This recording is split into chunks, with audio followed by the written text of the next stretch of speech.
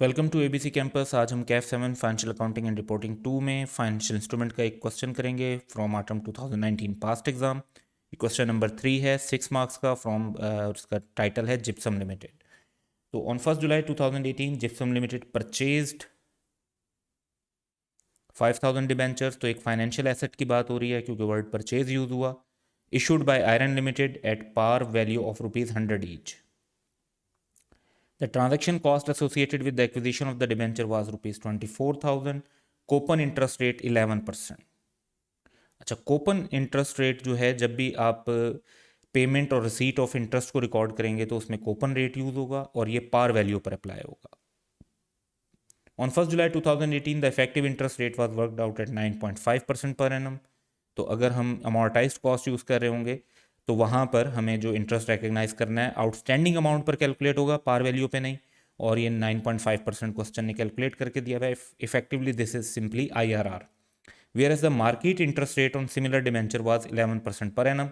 Market interest rate तब use होता है जब हमें फेयर वैल्यू फाइंड आउट करनी हो, और वो तब यूज़ फाइंड आउट करेंगे इससे अगर कोटेड गिवन ना हो। अगर कोटेड प्राइस गिवन है तो फिर हमें फेयर जो है मार्केट रेट की ज़रूरत नहीं होगी। As on 30 June 2019 the debentures were quoted on Pakistan stock exchange at 96 each. तो हमें क्योंकि कोटेड प्राइस गिवन है तो मार्केट इंटरेस्ट रेट हमारे लिए रेलिवेंट नहीं होगा। Prepare journal entries for the year ended 30 June 2019।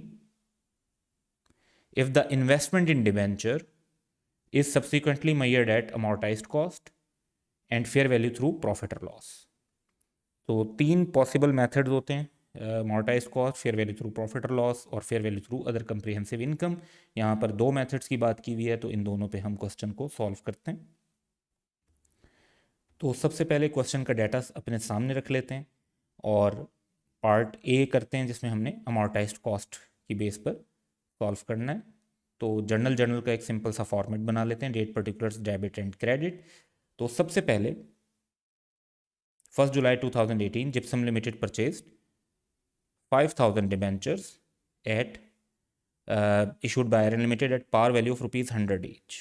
तो पार वैल्यू पर ही आपने इन्वेस्ट किया है तो 5000 इंटू 100 के हिसाब से 1 जुलाई को इन्वेस्टमेंट डेबिट हो जाएगी और बैंक क्रेडिट हो जाएगा 500,000 से। 5000 डिबेंचर्स मल्टीप्लाइड बाय ₹100। उसके बाद है the transaction cost associated with the acquisition of debentures was 24,000।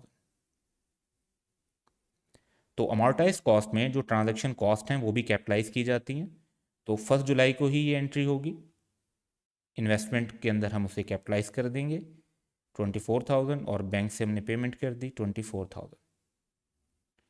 आप चाहें तो ये एंट्रीज कंबाइन भी कर सकते हैं, यानी 524,000 से एक ही एंट्री पास कर दें क्योंकि दोनों सेम एंट्रीज हैं। उसके बाद कोपन इंटरेस्ट रेट दिया हुआ है 11% पर एनम। याद रखना है कि इसको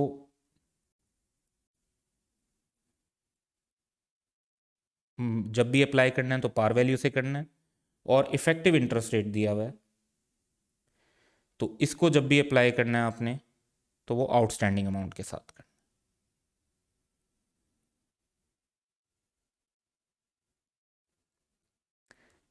जबकि जो मार्केट इंटरेस्ट रेट है वो हमारे लिए इरेलीवेंट है और क्योंकि अभी हम अमोर्टाइज कॉस्ट यूज कर रहे हैं तो फेयर वैल्यू भी इरेलीवेंट है। तो ईयर एंड पर हम इफेक्टिव इंटरेस्ट रेट यूज करेंगे 30 जून 2019 524,000। ये देखिए हमने आउटस्टैंडिंग वैल्यू ली जितनी की हमने इन्वेस्टमेंट रिकॉर्ड की हुई है, उस पर 9.5% इंटरेस्ट लिया। जो इफेक्टिव रेट क्वेश्चन में गिवन है 49,780। इतने से इन्वेस्टमेंट हमारी बढ़ जाएगी और हम प्रॉफिट और लॉस में अपनी इंटरेस्ट इनकम रिकॉर्ड कर लेंगे।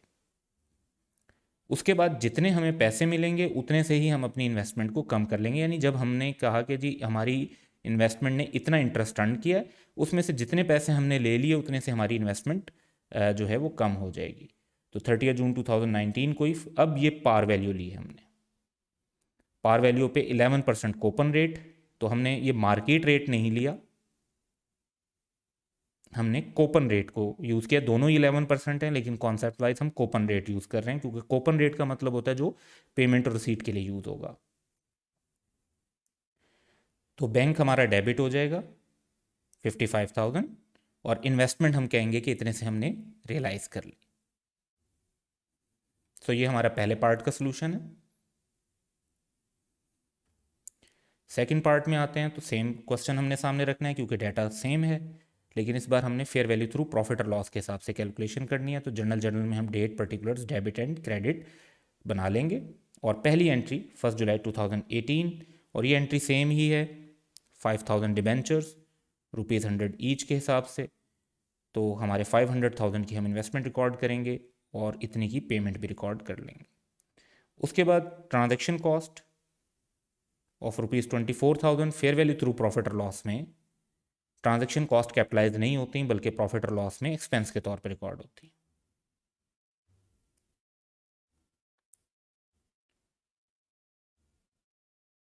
तो ट्रांजैक्शन कॉस्ट को हम एज एन एक्सपेंस रिकॉर्ड कर लेंगे। उसके बाद कूपन इंटरेस्ट रेट, इंटरेस्ट तो हमें रिसीव होगा ही, तो 11% पे, और वंस अगेन कूपन रेट जो है वो पार वैल्यू पर अप्लाई होगा। तो हम 30 जून को 5 लाख का 11% के हिसाब से हमें पैसे रिसीव हो जाएंगे, और हम इंटरेस्ट इनकम रिकॉर्ड कर लेंगे जो हम प्रॉफिट और लॉस में रिकग्नाइज करेंगे। उसके बाद जो इफ़ेक्टिव रेट दिया हुआ है, ये फेयर वैल्यू थ्रू प्रॉफिट और लॉस में रेलिवेंट है, और क्योंकि कोटेड प्राइस गिवन है तो हमारे लिए मार्केट इंटरेस्ट रेट भी इरेलीवेंट है। कोटेड प्राइस हमें गिवन है ईयर एंड की ₹96 ईच। तो 30 जून 2019 को 5,000 शेयर्स 96 के हिसाब से 480,000 के बनते हैं, जबकि हमने जो इन्वेस्टमेंट अभी रिकॉर्ड की हुई है दैट इज़ ऑन 500,000। तो इट मीन्स कि हमें 20,000 का लॉस रिकॉर्ड करना होगा। तो लॉस डेबिट हो जाएगा प्रॉफिट और लॉस में, और हमारी जो इन्वेस्टमेंट है वो क्रेडिट हो जाएगी, उसकी वैल्यू कम हो गई है 20,000 से। तो ये हमारी एंट्रीज होंगी। So that's all, share your feedback in the comments below.